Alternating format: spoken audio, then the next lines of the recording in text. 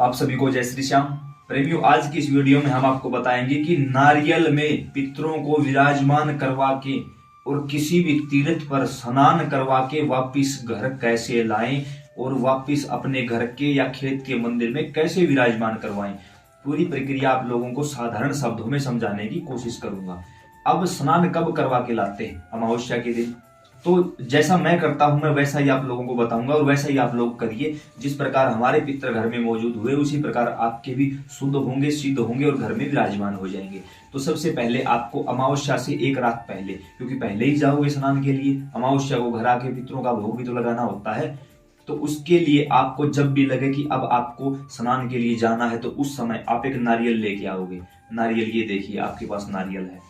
कोशिश करिए पानी वाला नारियल हो, इसके अंदर जो पानी होता है ना वो नारियल हो। इसको लेके आप अपने घर के मंदिर में रख दोगे। जो पितरों का स्थान है वहां रख दोगे, न कि देवी देवताओं के स्थान पर, क्योंकि स्नान पितरों को करवा के लेके आना है। यहां बैठ के आप अपने हाथ में जल लोगे और संकल्प करोगे। यह सब कार्य मैं सिर्फ आप लोगों को दिखाने के लिए कर रहा हूं भाई। मेरा नाम हे दाता पितर महाराज। नाम पता है नाम बोलिए, नाम नहीं पता है तो इतना बोल दीजिए। घर में स्थान दे रखा है नहीं दे रखा है तो भी आप किसी एक जगह पर बैठ जाइए, नीचे आसन लगाकर जल हाथ में लीजिए और बोलिए कि हे मेरे दादा पितर महाराज। नाम पता है तो नाम बोल दीजिए, नहीं पता इतना बोल दीजिए मेरे मेरे शब्द जरूर प्रयोग करना। दादा पितर महाराज, मेरा नाम ये है, पिता का या पति का नाम ये है, इस जगह का स्थायी निवासी हूं, मेरा गोत्र ये है और जो मेरे अच्छे व सच्चे पितर हैं वो मेरे साथ चले और मैं आपको वहां स्नान करवा के लेके आता हूं। जो भी आसपास तीर्थ है, जैसे कि मैं जींद जिले के पांडुपिंडारा नामक तीर्थ पर जाता हूं, तो चलिए मैं आपको पांडुपिंडारा स्नान करवाने के लिए लेके चलता हूं। आप चलिए मेरे साथ, स्नान करिए, आप भी स्नान करिए, मुझे भी स्नान करवाइए और वापिस घर लाने की जिम्मेवारी आपकी होगी, मेरी नहीं आपकी होगी। आप भी घर आओगे, मुझे भी घर लेके आओगे सकुशल। इतना बोल के आपको जल छोड़ देना है और प्रार्थना करनी है कि जो भी आपके कुलदेवी कुलदेवता, जैसे मेरे कुलदेवता बाबा श्याम और बाबा हनुमान है, हे बाबा श्याम बाबा हनुमान, मुझे सकुशल वहां लेके जाइए, स्नान करवाइए, पितरों को स्नान करवाइए और सकुशल घर लेके आने की जिम्मेदारी आपकी होगी। यानी आपके कुल देवी या कुल देवता की जिम्मेवारी लगा दीजिए, अपने हिस्से में मत रखिए, उनके हिस्से में छोड़ दीजिए इस बात को।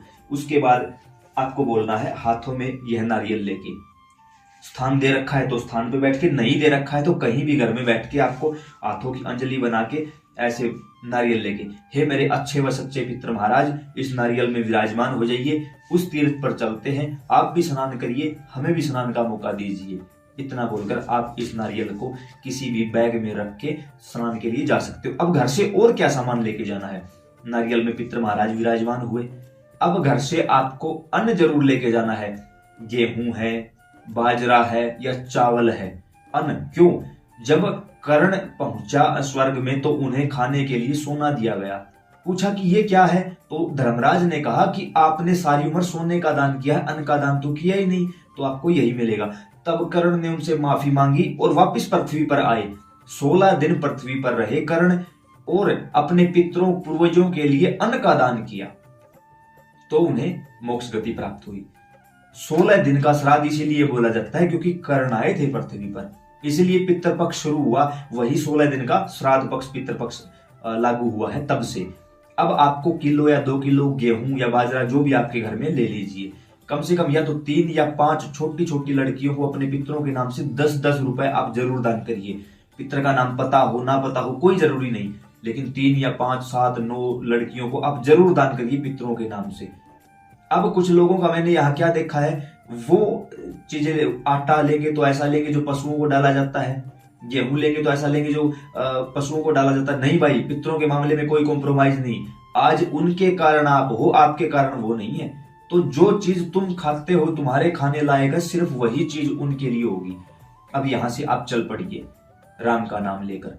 जहां बीच में रुकोगे चाय पानी, कुछ लोगों ने ये कहा कि कैसे जाएं, आप बाइक से, गाड़ी से, ट्रेन से, बस से, किसी से भी जा सकते हो। कुछ लोगों ने कहा उनके नाम की सीट रखनी पड़ेगी, कोई जरूरत नहीं होती भाई। पितर 2 तत्व से बनते हैं, आकाश तत्व, वायु तत्व। नारियल का उन्होंने सहारा लिया है ताकि वो स्नान कर सके, और जब 2-4 बार ऐसे स्नान करवा लोगे फिर नारियल नहीं लेके जाना पड़ेगा। मैं नारियल नहीं लेके जाता, मैं ईंटें लेके जाता हूँ। जिन लोगों का स्थान पक्का है उन्हें ईंटें लेके जाने की जरूरत नहीं, वो खुद यहाँ बैठ के बोले कि आप इस शरीर का सहारा लीजिए। फिर पितर आपके शरीर में बैठकर जाएंगे वहां स्नान के लिए, क्योंकि किसी ना किसी चीज का उनको सहारा चाहिए। अब आप पहुंच गए किसी भी तीर्थ पर। जो प्रेमी हरियाणा से हैं, पांडु पिंडारा तीर्थ पर जाते हैं, तो नीचे डिस्क्रिप्शन बॉक्स में मैं एक पंडित जी का नंबर डाल दूंगा जो मेरी ही उम्र के हैं। वो मुझे ठीक लगे। ठीक क्यों लगे? मैंने किसी पंडित से ये विधि करवाई थी, उन्होंने मुझसे मांग लिए कि 1100 रुपए दे, मैंने दे दिए उसको। लेकिन वही विधि दोबारा से मैंने उस पंडित से करवाई।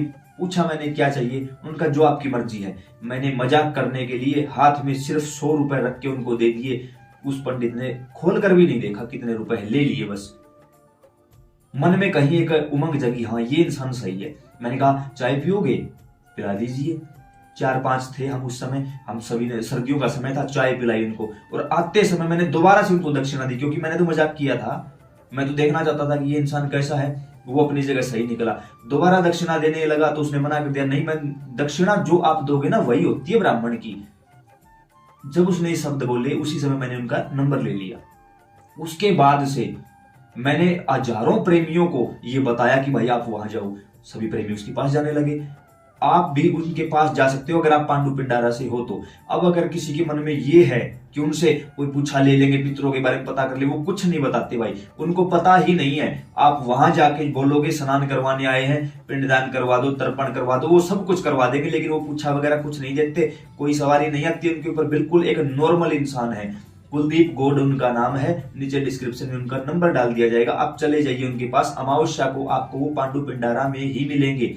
जाके या तो हमारी वीडियो दिखा दीजिए या हमारा नाम ले दीजिए, वो सारा कार्य आपका विधि विधान से करवा देंगे, आपको कोई परेशानी नहीं होने देंगे। अब आप घर से कोई सामग्री नहीं लेके गए हो, वहां जाके पिंडदान तर्पण करवाते हो, पंडित की चीजों को यूज करते हो, तो आपका भी फर्ज बनता है कि ज्यादा नहीं 100-200 रुपए उसको एक्स्ट्रा दीजिए। क्यों दीजिए? क्योंकि आपने उनकी सामग्री यूज की है। कहीं ऐसा ना हो कि आपके ऊपर या आपके पितरों के ऊपर किसी प्रकार का भार रह जाए, बोझ रह जाए, तो आपको ऐसा नहीं करना है। अब वो सारी विधि आगे से आप अपने आप करवा देंगे। आप किसी पंडित के पास नहीं जाना चाहते तो आप डायरेक्ट जाइए, नारियल में विराजमान है, जाके आप किसी भी तीर्थ पर चले जाइए। वहां जाके आपको 5 डुबकियां लगानी है। तीर्थ के किनारे खड़े होके बोलना है कि हे मेरे पितर महाराज, हे मेरे अच्छे व सच्चे पितर महाराज, या नाम पता है तो उनका नाम लेकर 5 बार डुबकी लगाइए। डुबकी लगाते समय किसी चीज को पकड़ते हो या कुछ भी करते हो वो आपका काम है, लेकिन एक हाथ में नारियल होना चाहिए। 5 डुबकी लगाओगे तो आपके साथ साथ नारियल की डुबकी लगी, ईंटें हैं तो ईंटें, खुद से गए हो तो 5 डुबकी लगाइए। उसके बाद बाहर निकलकर दूसरे वस्त्र धारण करिए। और उसके बाद जब लगे कि हाँ यहाँ का काम आपने पूरा कर लिया है, तो वो जो अन्न है वो वहां जो बैठे होंगे लेने के लिए उनको दे दीजिए। थोड़ा थोड़ा अंश कई लोगों में बांट दीजिए। छोटी छोटी जो लड़कियां मिले, बिल्कुल ही छोटी अबोध बालिकाएं मिले, उनको आपको 10-10 रुपए जरूर देने चाहिए अपने पितरों के नाम से। और जो वहां उस तीर्थ की मान मर्यादा जो भी है उसको आप बनाए रखिएगा। उसके बाद जब लगे कि अब घर चलना है तो वहां से आप बोलोगे, हे मेरे वो दादा पितर महाराज जो आपका नाम है, आप घर चलिए। नाम का नहीं पता तो हे मेरे अच्छे व सच्चे पितरों, हमारे साथ घर चलिए। और अगर इस दौरान कोई गंदी शक्ति हमारे साथ आई है तो आप इस जल में यही रह जाओ, हमारे साथ मत आना। ऐसा बोल के आप चल पड़िए। उस समय आपको जो आपके साथ है उसको ये नहीं बोलना है चल चलते हैं, आ जाओ चलते, नहीं, कोई भी शब्द नहीं बोलना है। तो ये शब्द उसको समझा के रखना पहले से कि हमें कुछ नहीं बोलना। इसलिए बार बार कहता हूं इन वीडियो को शेयर किया करो, अपने परिवार को, रिश्तेदारों को दिखाओ। सबसे ज्यादा परेशानी यही होती है, वहां जाके हड़बड़ाहट में ये है वो है, चलते हैं, आजा चलते हैं, तू भी आजा चलते हैं, ये भी आजा चलते हैं। वहां जो आपके घर की, परिवार की, कुटुंब की, रिश्तेदारियों की भी जो नेगेटिविटी होती है ना, वो आपके साथ आपके घर चली आती है। और जब नेगेटिविटी ज्यादा होती है तो पॉजिटिविटी को कंट्रोल कर लेती है। फिर आप बोलते हो पितरों को भी स्नान करवा दिया, हर चीज करवा दी, कोई असर नहीं हो रहा। नहीं, गलती आप लोगों की, आप लोगों को पूरी जानकारी नहीं है। वहां से जब आप इनको लेके वापस चलोगे तो जैसे गए थे वैसे ही शुद्धता के तौर पे वापस घर आना है। अब कुछ लोगों ने बोला बीच में खाना खाएं या चाय पिए, तो कोई बात नहीं, जिस बैग के अंदर इसको डाला है रखा रहने दो। जैसे ही भोजन करने लगो तो बस मन में ये बोल दो, पितर महाराज आप भी भोजन करिए।